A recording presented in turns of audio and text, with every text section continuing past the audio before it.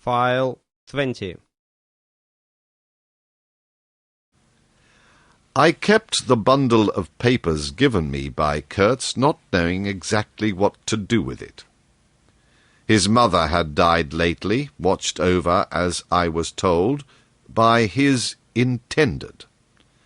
A clean-shaved man, with an official manner and wearing gold-rimmed spectacles, called on me one day and made inquiries, at first circuitous, afterwards suavely pressing, about what he was pleased to denominate certain documents. I was not surprised, because I had had 2 rows with the manager on the subject out there. I had refused to give up the smallest scrap out of that package, and I took the same attitude with the spectacled man. He became darkly menacing at last, and with much heat argued that the company had the right to every bit of information about its territories. And, said he, Mr. Kurtz's knowledge of unexplored regions must have been necessarily extensive and peculiar, owing to his great abilities and to the deplorable circumstances in which he had been placed. Therefore, I assured him Mr. Kurtz's knowledge, however extensive, did not bear upon the problems of commerce or administration. He evoked then the name of science. It would be an incalculable loss if, etc., etc.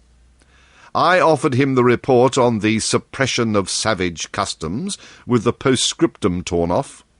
He took it up eagerly, but ended by sniffing at it with an air of contempt. "This is not what we had a right to expect," he remarked. "Expect nothing else," I said. "There are only private letters." He withdrew upon some threat of legal proceedings, and I saw him no more.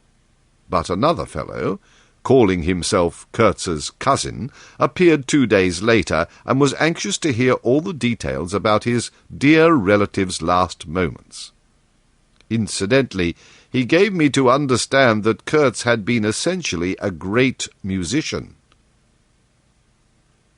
"There was the making of an immense success," said the man, who was an organist, I believe, with lank grey hair flowing over a greasy coat-collar. I had no reason to doubt his statement, and to this day I am unable to say what was Kurtz's profession, whether he ever had any, which was the greatest of his talents. I had taken him for a painter who wrote for the papers, or else for a journalist who could paint. But even the cousin, who took snuff during the interview, could not tell me what he had been, exactly. He was a universal genius. On that point I agreed with the old chap, who thereupon blew his nose noisily into a large cotton handkerchief and withdrew in senile agitation, bearing off some family letters and memoranda without importance. Ultimately, a journalist, anxious to know something of the fate of his dear colleague, turned up. This visitor informed me Kurtz's proper sphere ought to have been politics, on the popular side. He had furry, straight eyebrows, bristly hair cropped short, an eyeglass on a broad ribbon, and, becoming expansive, confessed his opinion that Kurtz really couldn't write a bit. But heavens, how that man could talk! He electrified large meetings. He had faith, don't you see? He had faith. He could get himself to believe anything. Anything. He would have been a splendid leader of an extreme party. "What party?" I asked. "Any party," answered the other. "He was an extremist." Did I not think so? I assented. Did I know, he asked, with a sudden flash of curiosity, what it was that had induced him to go out there?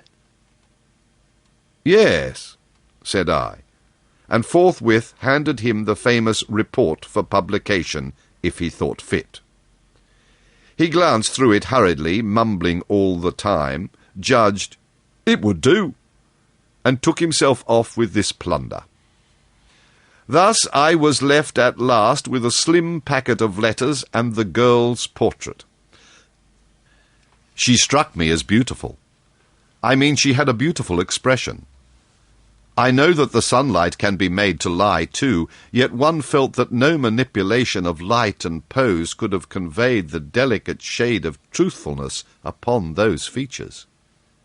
She seemed ready to listen without mental reservation, without suspicion, without a thought for herself. I concluded I would go and give her back her portrait and those letters myself. Curiosity? Yes. And also some other feeling, perhaps. All that had been Kurtz's had passed out of my hands. His soul, his body, his station, his plans, his ivory, his career. There seemed only his memory and his intended, and I wanted to give that up, too, to the past, in a way, to surrender personally all that remained of him with me to that oblivion which is the last word of our common fate. I don't defend myself. I had no clear perception of what it was I really wanted.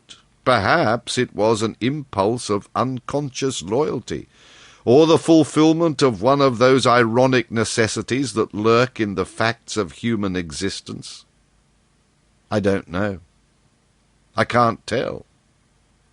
But I went. I thought his memory was like the other memories of the dead that accumulate in every man's life. A vague impress on the brain of shadows that had fallen on it in their swift and final passage. But before the high and ponderous door, between the tall houses of a street as still and decorous as a well-kept alley in a cemetery, I had a vision of him on the stretcher, opening his mouth voraciously, as if to devour all the earth with all its mankind. He lived then before me. He lived as much as he had ever lived. A shadow insatiable of splendid appearances, of frightful realities. A shadow darker than the shadow of the night, and draped nobly in the folds of a gorgeous eloquence. The vision seemed to enter the house with me. The stretcher, the phantom bearers, the wild crowd of obedient worshippers, the gloom of the forests, the glitter of the reach between the murky bends, the beat of the drum, regular and muffled like the beating of a heart, the heart of a conquering darkness. It was a moment of triumph for the wilderness, an invading and vengeful rush, which, it seemed to me, I would have to keep back alone for the salvation of another soul. And the memory of what I had heard him say afar there, with the horned shape stirring at my back in the glow of fires, within the patient woods, those broken phrases came back to me, were heard again in their ominous and terrifying simplicity. I remembered his abject pleading, his abject threats, the colossal scale of his vile desires, the meanness, the torment, the tempestuous anguish of his soul. And later on I seemed to see his collected languid manner when he said one day, "This lot of ivory now is really mine. The company did not pay for it. I collected it myself at a very great personal risk.